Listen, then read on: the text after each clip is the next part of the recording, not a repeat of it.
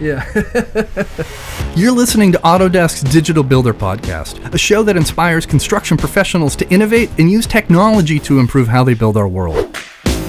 I'm Eric Thomas, and I've been working in construction for nearly a decade. And now I have the privilege to sit down with industry trailblazers to hear how they're solving construction's biggest challenges and redefining the future of the built environment. All right. Welcome to Autodesk's first live episode of the Digital Builder Podcast. I am your host, Eric Thomas. I am so happy to be here. I have three incredible guests, but first off, I want to sincerely apologize. We thought we were live and we were not. And so we get to do the first 5 or so minutes of the episode a second time, but that means we are just trained up and have our talk tracks dialed in. I hope you bear with us, and I hope that your next meeting is not urgent because we may run a little bit over our original time. But with that said, I am so happy to be here. We are going to be talking all about construction technology and trends in 2023.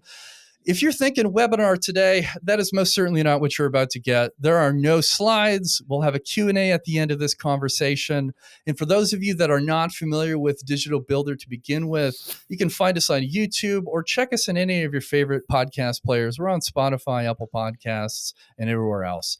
But with that said, let's get into the fun part of this conversation, and I will stop talking. But I'd like to introduce my guests, Andrew Cooper, the VDC engineer with AECOM Hunt, Danielle O'Connell, a senior director of emerging technology at Skanska USA, and Sue Bhattacharjee, director of pre-construction with Herrero Builders. So let's jump straight into the conversation. And Sue, I'm going to put you on the hot seat first. Tell me, what is your favorite tech trends right now and why? All right, Eric. I live and breathe pre-construction, so I'm going to start right there. As far as pre-con is concerned, lately, estimating is no longer just going through hard copies of drawings and trying to mark up stuff and measure stuff. It's all digital. So if you have a Revit model, you are able to take it off and also go through Assemble and actually use that software to be able to get an estimate right off as you update the model. I think one of the other things that I'm super excited about is just data in estimating. There's a lot of data in there, and trying to get that all standardized so that we can actually have a good database to reference as time progresses. More about that later in the conversation, but definitely something that gets me really thrilled and excited. All right. Yeah, and I'm so pleased to see there is such a step towards meaningful pre-construction technology as well. So as a former proposal manager who hung up his hat after being a bit burned out from the onslaught of nonstop RFPs, as many of you are very familiar with, there wasn't any technology or focused processes that we could implement in that stage of construction. And so time and time again, 15 minutes before our bid was due, and especially when I was in the federal world, we were gathering all those documents, still trying to make sure there was parity between all the bids and making sure that our pre-construction friends had everything they needed. And it seems like we're slowly trending out of that frustrating world. And I'm really happy to hear that. And I think data is the other big piece of that conversation. And I'm sure our other guests can attest to that. So, Andrew, I'm going to throw the hot seat your direction this time. What trends are you most excited about right now in this year, and why? So for me, it's AI, and AI means something different to everyone else, to everyone, and they're all probably right. But going down, at least for my rabbit hole of it, it's progress tracking on sites. You with nothing but a camera strapped to your head as you do a walkthrough, which your team's going to be doing every day anyways. You can have a truly accurate representation of the progress of your project. And, it can be completely customized for viewing from, you see it referenced in a model, or you just get simple percentages of completion. And I really think that that's just the tip of the iceberg with AI. And I can just look retrospectively at, when we were working on cost adjustments and some of the proposals I touched, and just the folder full of digital camera full photos from, a 10-year-old digital camera, not labeled, and just this progress towards, being able to do that in such a seamless way, but also in a way that's a whole lot easier to access and understand than it was in years past. Everything was so very manual, and today the technology, if you set your stack up right now, seems to help everybody else get a little bit closer to the finish line there. Yeah, for sure. Danielle, how about yourself? What trends are you most excited about right now, and why? I am going to say reality capture, and that could be 360 photos or laser scanning. But really, the goal is to get that technology in the hands of more of our project teams. And I'm seeing more excitement about that, more realization that it really does add value, whether we're using it for measurements or as-built documentation. Just so much power in those tools. And as Andrew was saying, on top of that, the AI, how we can leverage AI on top of 360 photos, for example, to start looking at our photos into being more proactive around what we're doing. And, with labor shortages, what they are today, we're expected to do more with less. And we really need more eyes on our projects where we can't always have people. And so it's extremely important. And as Andrew was saying, it's very easy to just put a camera on someone's helmet or have them walk around with a selfie stick or their phone and be able to capture this data. Absolutely. I think, Daniel, from that perspective, I think it's priceless, just the value of being able to do the point cloud laser scans. I think from the perspective of, doing so many TIs within existing buildings, I have had issues in the past where, the elevator shaft, where it used to be and where it is on the new drawings for the new tenant improvement, it doesn't match up, and then the teams have to go back and figure it out and understand, oh, what was off, we were off by 2 inches, and then it's caused so much problems. On the other hand, with the current technologies available, it's been slam dunk, where we take that laser point cloud and then give it to the architects, and we go from there where they have the right locations for the stuff that's existing on site. So I think it has value right from the get-go of a project all the way through the end, and even during when facility management comes in to maintain the facilities. Absolutely. Mm-hmm. And I love Danielle's mentioning a moment ago of just the awareness piece, or the education and training part of it too, because as we figure out how to address some hesitation within different organizations, or alternatively trying to understand, how exactly we can help in build these skill sets within our organizations, the training piece becomes ever so important, and just making people aware of what's actually possible and available. I've spoken to so many people who had a 10-year-old opinion on a piece of technology that was available, and that was a fair understanding and perspective 10 years ago. But the progress and innovation of the hardware and the software and how all these tools communicate has moved forward. And so it's always great to step back and revisit something with one of your staff and say, hey, I know you put a VR headset on in 2011, but how about I hand you something that we've rolled out in the last year, because the light bulbs kind of turn on and people get pretty excited. Yeah, I think kind of rolling that out amongst our teams.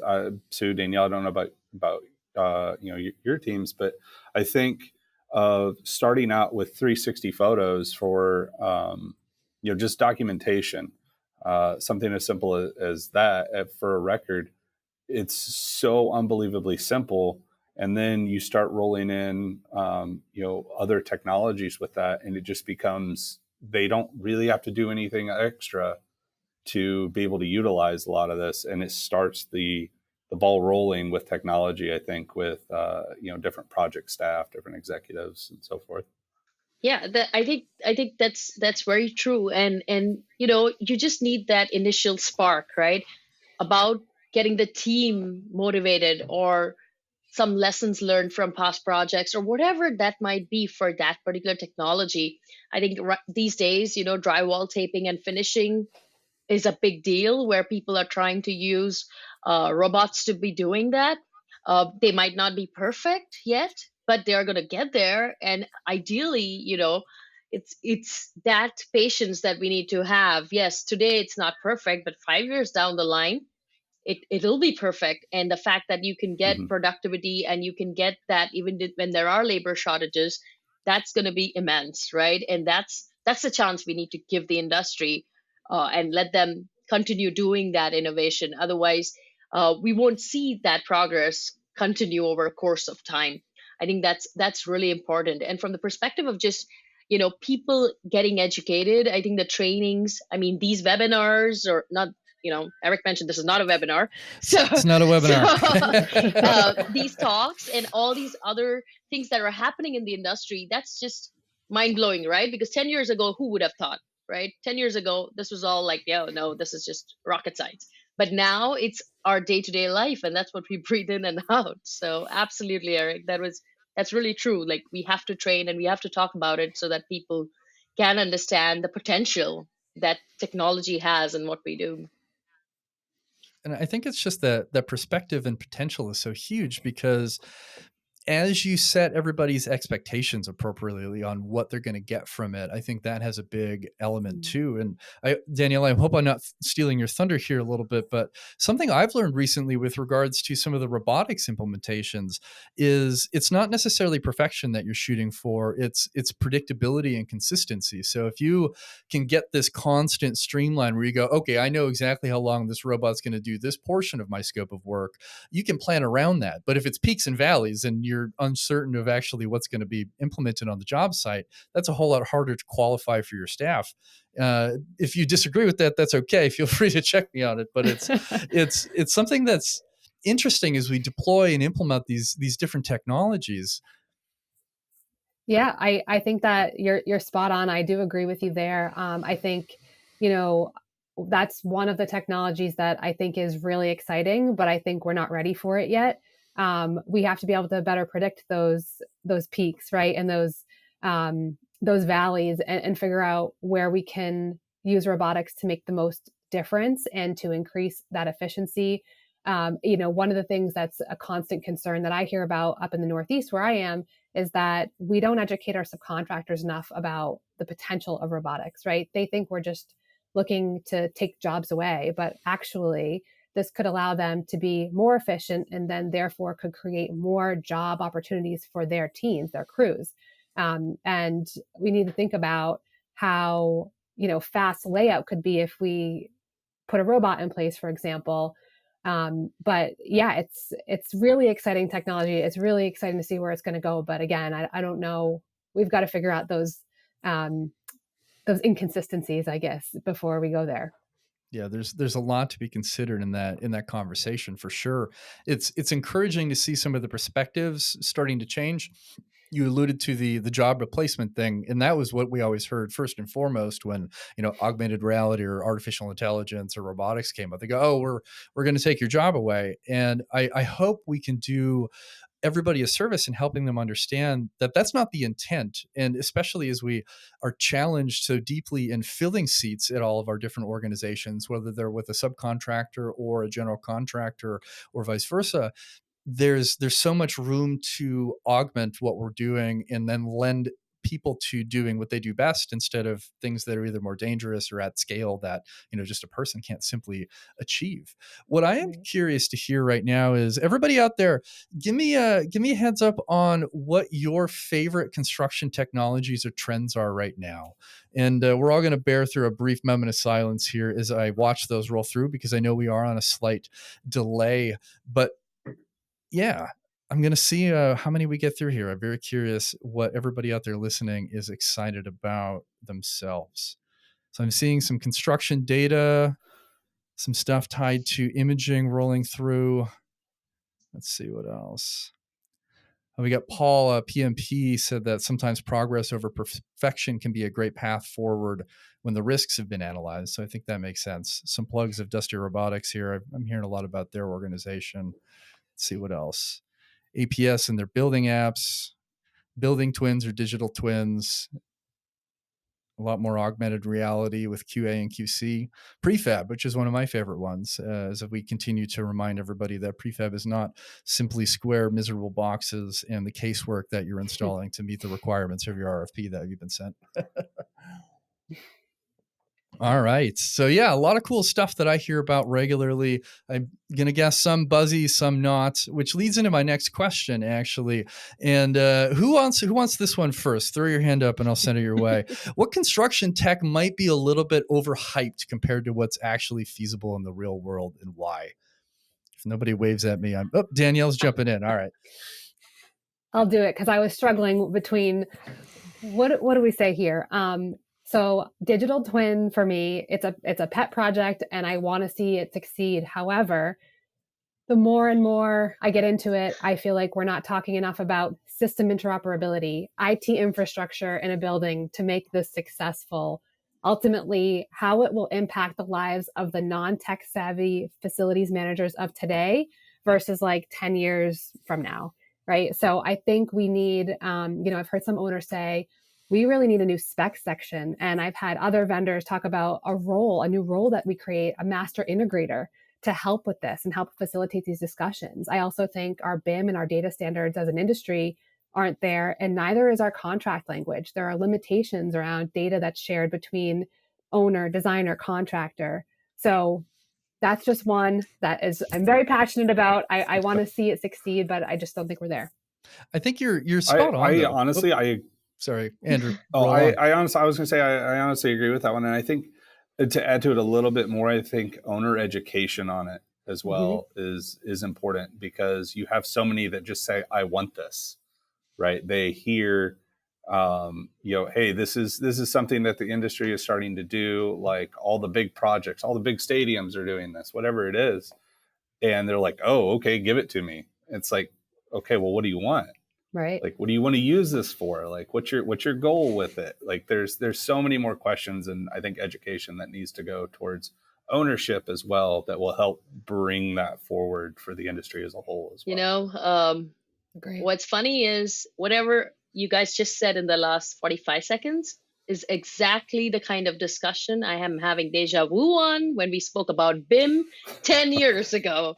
That's exactly how it was, right? People did not know what they wanted it for, why they wanted to use it. And then slowly we had these lessons learned and we heard more and more. And I think, Daniel, that's our plan for the next 5 years, is fine tuning that and going through that, right? To get digital twin to where BIM is today in digital twins format 5 years later.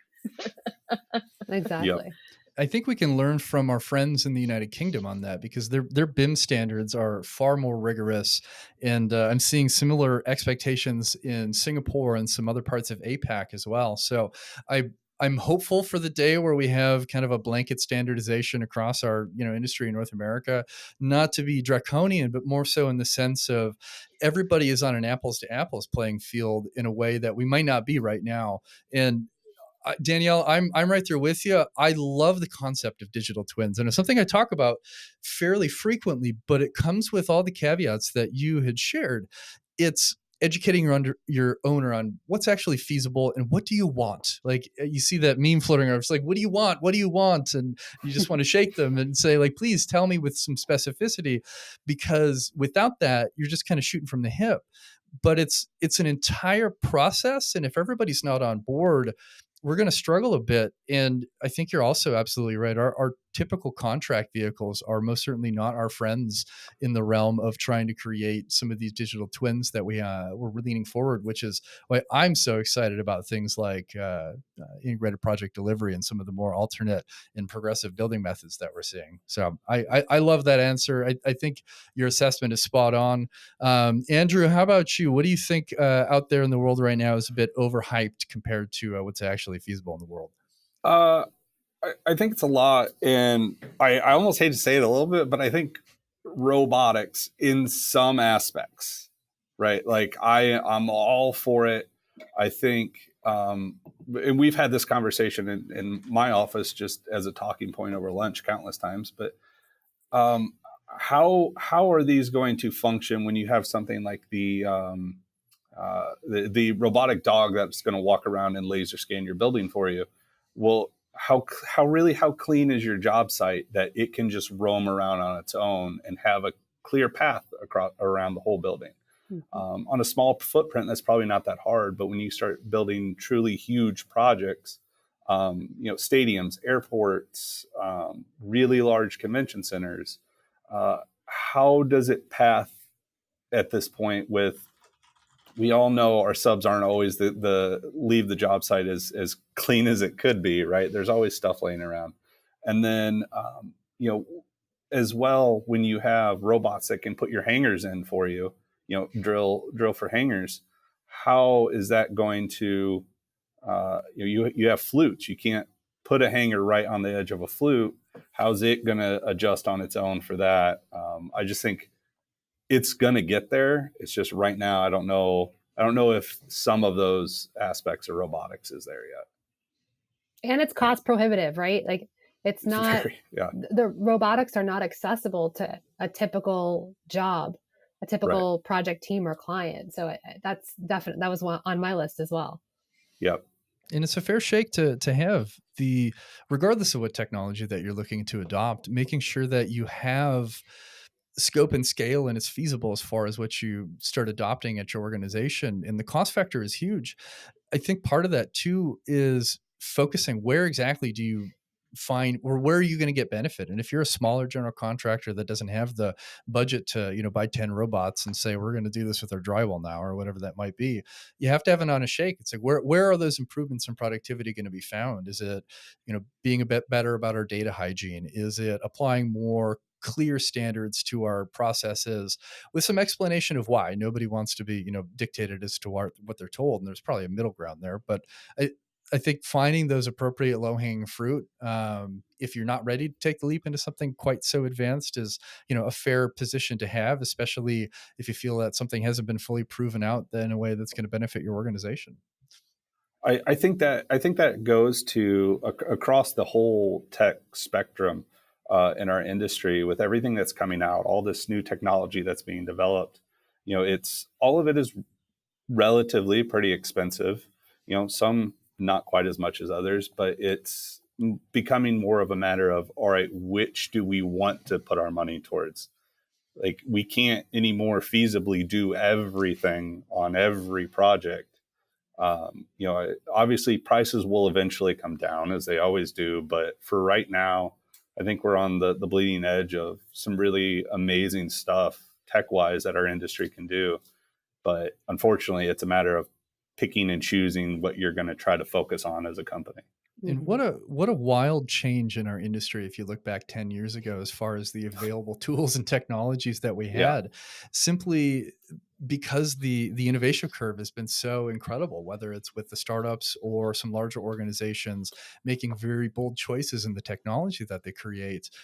But even though the decision paralysis can be a bit overwhelming when you're trying to decide what thing you feel like adopting, always coming back to starting small and focusing exactly where you want to be, I think that's the win. And then you get to start scaling and building out your proof case. And, suddenly you've got a full tech team and, everybody's got, digital technology innovator in their title or something cool like that. But that's definitely not something that's going to happen tomorrow, especially if you're starting from scratch. But I think the big onus there is just, there is incentive to start making some of these changes, whether it's with process or software or technology that you're adopting.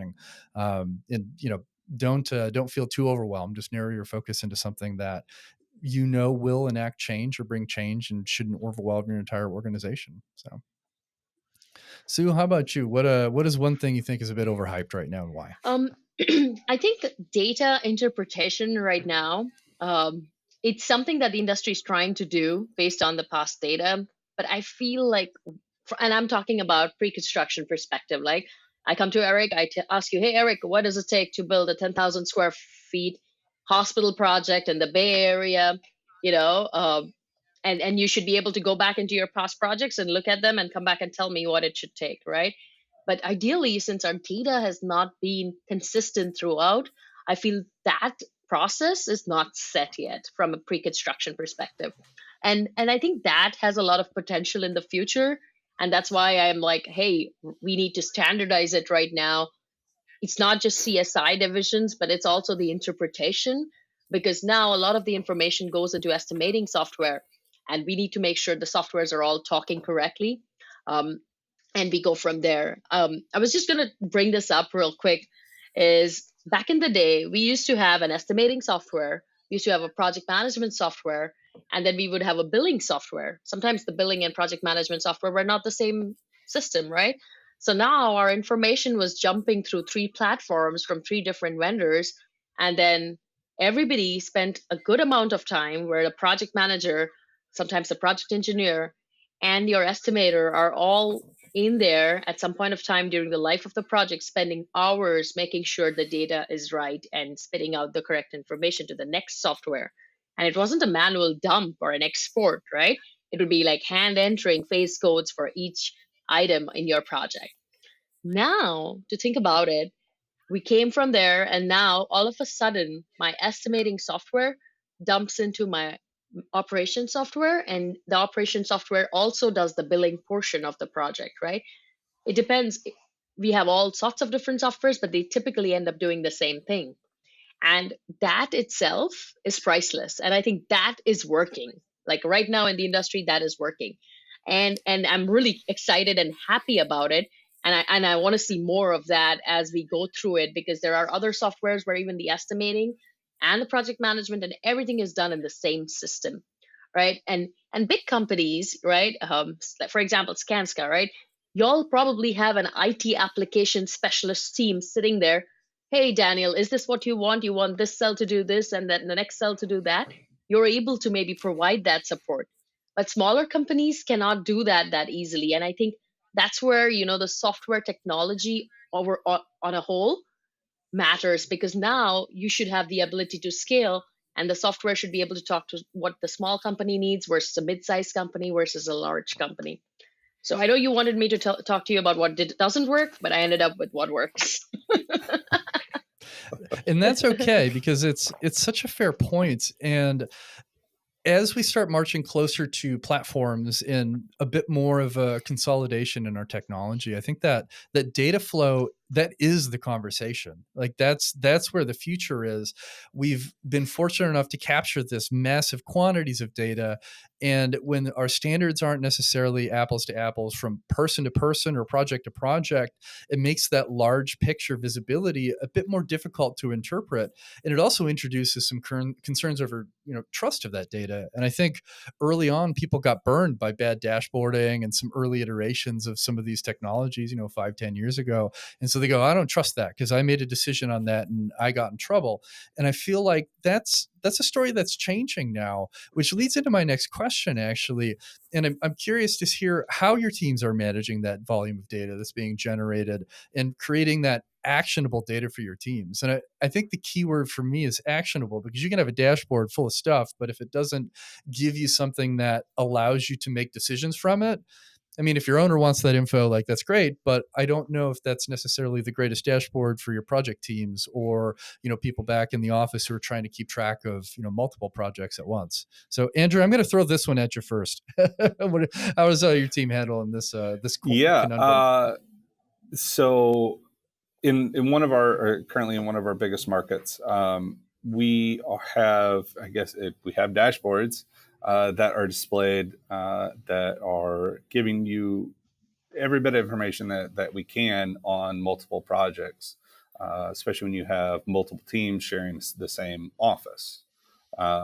So you can go in, you can see, where a building is, what floors are being worked on, what's going on where. Dashboarding really, yes, it has its flaws in it, especially in the past it has, but it's gotten so much better.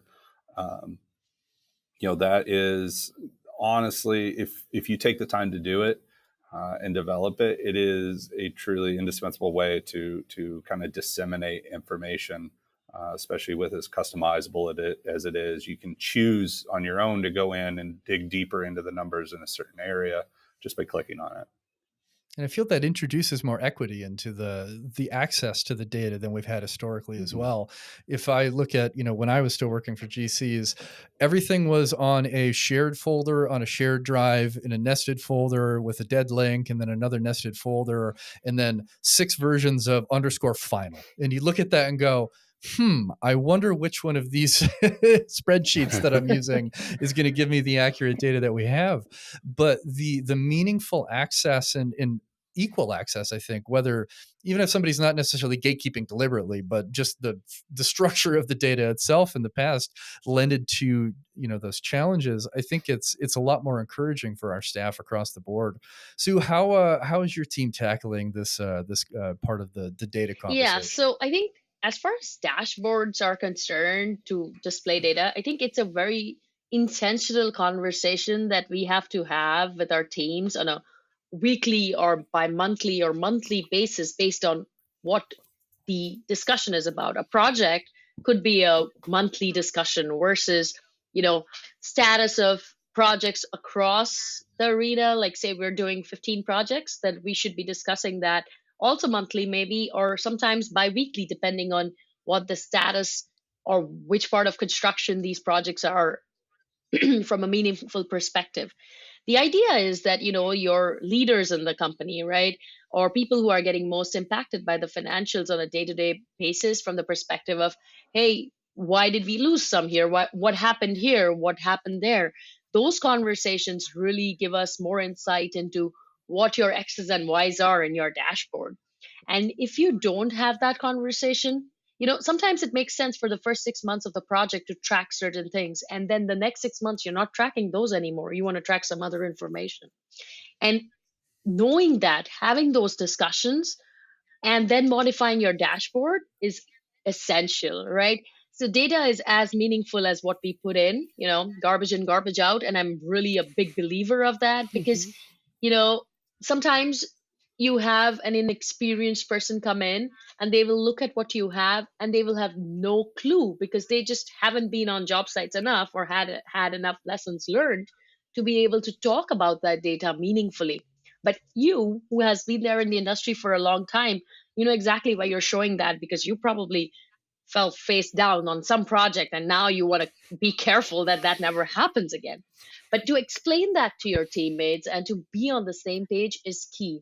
And I think that's really the key essence of using your dashboards properly, because there are lots of softwares, right, that are tracking this information. It could be simple Excel spreadsheets to a lot of others, but it'll be as meaningful as we want it to be. And nothing's stopping us from getting there, but we have to have that set of meetings to establish that and to maintain it. Just like anything else, we have to maintain those dashboards, right? And I think that's key, Eric. That's really how we are doing it. And we strive to do it on a regular basis. And that's where we want the industry to head to as well. You're taking the words out of my mouth on that one, because I've said this before, and it's the education piece with regards to data standardization isn't a draconian conversation. It's even just simply helping somebody understand why we're capturing a particular piece of data. And so if you've got a piece of software or technology that has 6 fields that a project manager or project engineer has to fill out, and they don't understand the nuance of it, they might just plunk in some garbage and just go bloop, because this lets me get to the next field that I do understand or know or care about. And so I think you can go a bit over the top with standardization in some way, because it starts to feel burdensome for your staff. But I think making sure everybody knows the what and why and how, as far as how you're capturing that data, has a big impact both on the person's understanding of the tool that you've handed them, but creating that meaningful big picture data that you might not necessarily have had access to or had confidence in, because it wasn't consistent across all the different people that were adding data to your whatever tools that you might be using.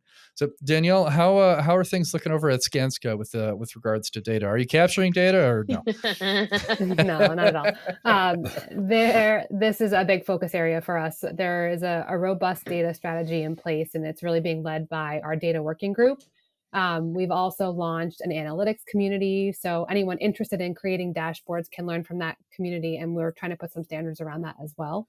and then some knowledge sharing networks to help with that. And knowledge sharing is one thing I think we all need to touch on as well at some point. With that comes data literacy training and goals. We've asked everybody to take a look at incorporating some data goal into their goal plan for 2023. We have created the data lake and are working on that standardization. But as Sue said earlier, that hygiene really enables interoperability, because our systems are not all under, we're not one system right now, but how do we help think about maybe even automation down the road and automating those clicks between the systems to get data from point A to point B to point C. So as part of that, Sue, you touched on it as well. Like we are our data working group. I was interviewed as part of this, but not part of the interviews. They interviewed what we are calling persona groups, right? And they also assigned liaisons to each office to help create the dashboards that are going to be the most useful, and just really come up with a plan for moving forward. And what does continuous improvement look like as we revisit those dashboards to make sure we're still tracking relevant data and that it's still driving more educated decisions from our project teams. I feel like the hair on the back of my neck is standing up right now, as I am a bit of a data nerd, self-admitted at this point, because if you're out there listening, we released a report about 1.5 years ago, maybe longer. I don't know. Time has no meaning anymore. But we released a report called Harnessing the Data Advantage in Construction. We put that together with FMI, and it really dug into some of the nuances of why are there data gaps? Where are people struggling? What are those challenges? And the biggest alarming question for me was and I couldn't cite the stats off the top of my head, were how many organizations don't have a formalized data strategy to go with the amount of data that they're capturing. And that doesn't have to be super extensive, but finding those focus areas and putting those guidelines in place has a huge, huge ROI. And of course, I'm not surprised that Skanska would be doing something along those lines, given the scale of the organization. But it's encouraging to hear more people talking about that and just talking about that meaningful data strategy, because as we digitize further in our industry and we look at how we align on different platforms or different tools and technologies, without that strategy in place, and hopefully before you've gone down the rabbit hole of acquiring all the data in the history of time, it's going to be a whole lot more challenging to get that meaningful data and meaningful information and insights to your teams. And doing it earlier and sooner generally is a big win compared to rolling in late stage and saying, okay, we have all this data and all these processes. How can we make this make more sense? It's a bit more difficult after the fact. Mm-hmm. So I had a couple other questions that I'm just going to skip for the sake of time, since we had our glorious technical difficulties at the beginning of our day. And I want to wrap up with one final question I had prepped before I throw a couple audience questions your way. And that's going to be, I'd love to hear each of you share one prediction about which construction trends we might be talking about in 10 years from today. And Sue, how about you go first on this? All right. I think I am going to dive back into my favorite one, which is basically having good information in our estimates, which means for me, when I say demolition, and Eric, you say demolition, we mean the same thing. We do not mean abatement. We do not mean anything else. And so all of us, when we say demolition, we have exactly the same idea in our heads. And so from that perspective, 10 years from now, when I say, hey, demolition, yeah, it costs $10 per square foot, and you guys are all close to that or near that in Bay Area, then I'll be like, hey, that makes good sense, because we have the right data, we have the right scope. It's not so common these days. And that's why when we go back and ask Eric, hey, Eric, what does it take to build that healthcare building where we started out the conversation today with?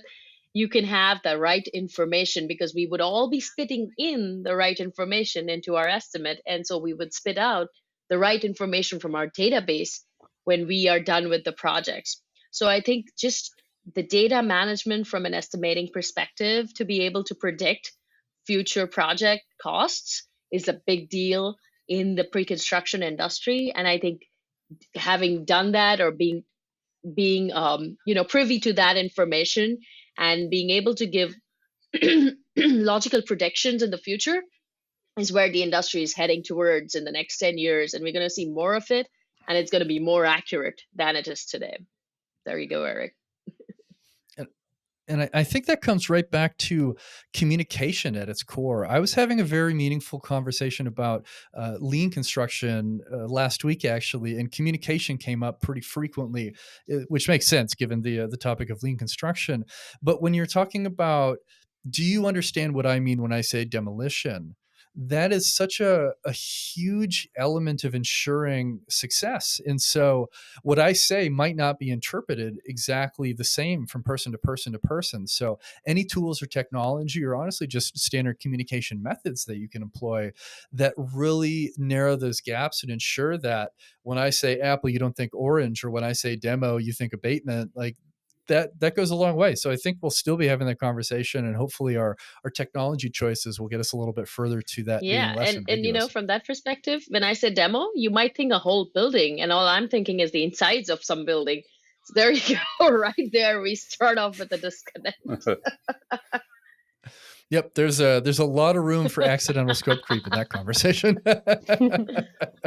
Andrew, how about you? What's one trend you think we're going to be talking about in 10 years from now? Yeah, I think it's really going to be data management, and I think that's going to cross the entire spectrum of a job, most likely with AI, but it's going to, I think we're going to be tracking lead times versus schedule versus your progress tracking. All of that is going to talk to each other, and it's going to notify you, hey, we're ahead of schedule here, but the lead time on this has increased due to some factor, and it's going to give you warnings in your schedule, right? That, hey, we need to shuffle the schedule around, make things work. I think we're going to be walking around the job site as well with a camera on our hard hat still, but it's going to be tied to our phone. And when it sees that something is out of place or, not on schedule, you're going to get a notification of it as you're just walking around having conversations with your project staff. It's all going to work behind the scenes to just kind of integrate everything into one for us, I think. And there's a huge safety conversation that comes with that as well. I mean, even the implementation of a lot of the safety focused technology we have today has made huge steps. I mean, AI can analyze 10,000 photos to look for safety hazards, whereas a site superintendent can only do so much because they're only one person. So that's a great example of that scale we were talking about before, as far as where augmentation has a tremendous benefit and is actually, here today. And I'm also very hopeful with what you're talking about regarding schedules. Hopefully the printed out Gantt chart and say, here's our schedule. Oops, things changed. So much for our just-in-time delivery. I think we're, stepping away from that already, but there's a lot of room for very interesting things to happen, and I'm eager to see where we're at in 10 years. All right, Danielle, how about yourself? What is one trend in 10 years you think we're going to be talking about? I definitely hope we're talking about AI and the connected job site, but I'll take it in a different direction. Something we haven't talked about yet is 3D printing. And I know we've been talking about 3D printing for a while, but 3D printed building or infrastructure components, I hope we continue to see more evolution here. I just think it's really cool and could be really useful. And so that's my hope. It's maybe wishful thinking, but I'm really excited to see what happens with that.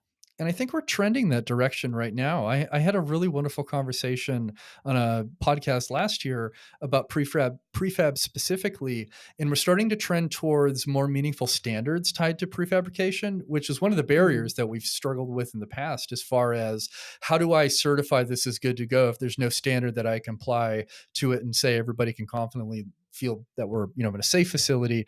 But the scale of 3D printing, I think, even steps past the buildings that we're putting together. It's components, or hey, are we using the fiber from the wood that was used in shipment to 3D print some furniture? Or if you're out in a very remote site, I'm thinking in countries where they might have little supply chain at all, or even just the supply chain issues we're having right now, you snap a door handle off and you 3D print a new one, or some small part that fits into your building ecosystem. And I think that's starting to happen some today, but the prevalence, I feel like, will be considerably more so in a decade. So I love that answer. And it leans actually to my next question. And I'm going to ask two from our audience, even though I know we're a little bit over time. So anybody jump in, because I didn't have this one prepared beforehand. But as we look at, and my window just closed. The question is, I'm interested in seeing how the trends of offsite and modular construction are taking hold in current project portfolios, and what engineering and architectural teams can do to better prepare for these demands. I love that question because I'm a prefab nerd. So can I start? Jump in. All right. Yeah. So one thing is getting involved early from a design and engineering perspective.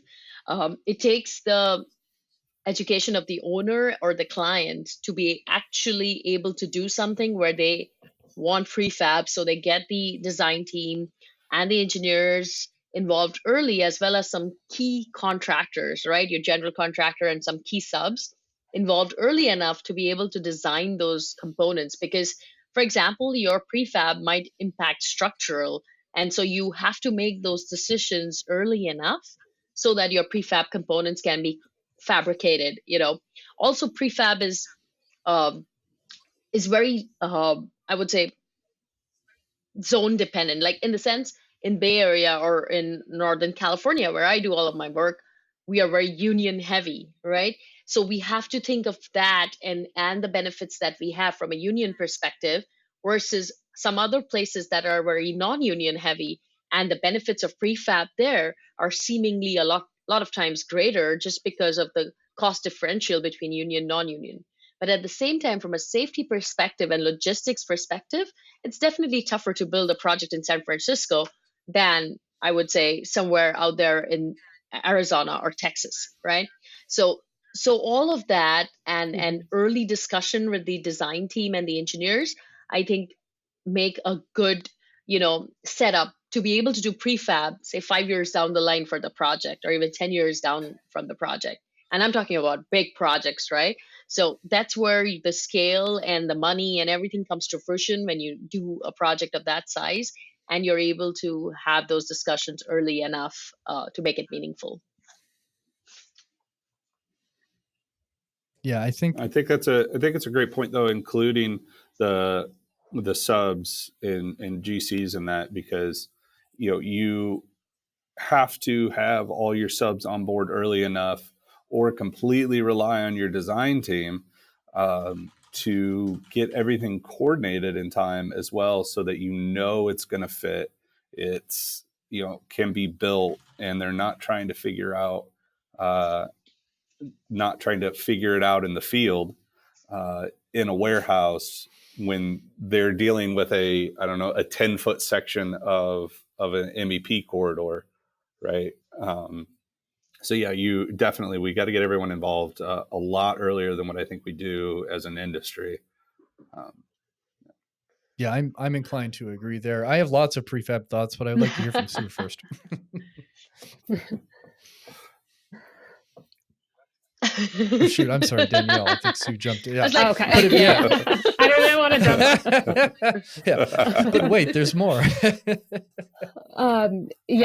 Just to kind of feed on what Andrew said too, just really thinking through and getting involved with the early coordination. It's something that we can't do with every project, but when we can, and we have the opportunity to look at design coordination efforts versus construction coordination efforts, really taking in those prefab components into play. And the other thing that I've recently started thinking about prefab is about how it could help to meet your sustainability goals. So maybe taking that into consideration as either a designer or anyone who's really getting involved. But I think there's some opportunity there that we're not thinking about all the time.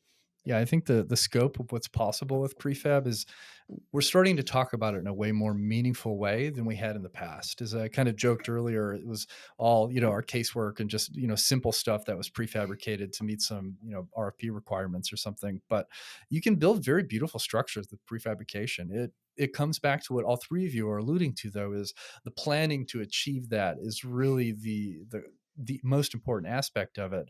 And especially when you think about, hospital facilities or life sciences or some of these types of, structures that either have repeatable scope of elements where you get to build out your kit of parts, or the certification process is something that's already been dialed up and dialed out and certified, has huge value for your owners, and then brings, facilities out to operating speed at a scale you might not with just a brand new ground up construction without that, pre-certification. So there's a ton of things to consider and think about.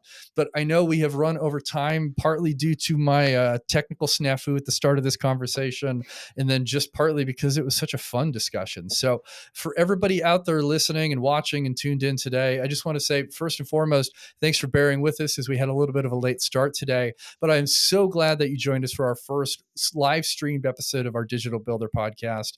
If you ever have any questions for me, or if you have a guest suggestion, you can reach out on LinkedIn or find me on Twitter at builder_digital. You can also watch our whole back catalog. Everything's on YouTube, Apple Podcasts, Spotify, or any other major podcast player. And if you do enjoy the show, I'd sincerely appreciate if you threw a rating at us. I'm biased, maybe 5 stars seems appropriate, but it does help us out on the back end. And on that final note, goodbye.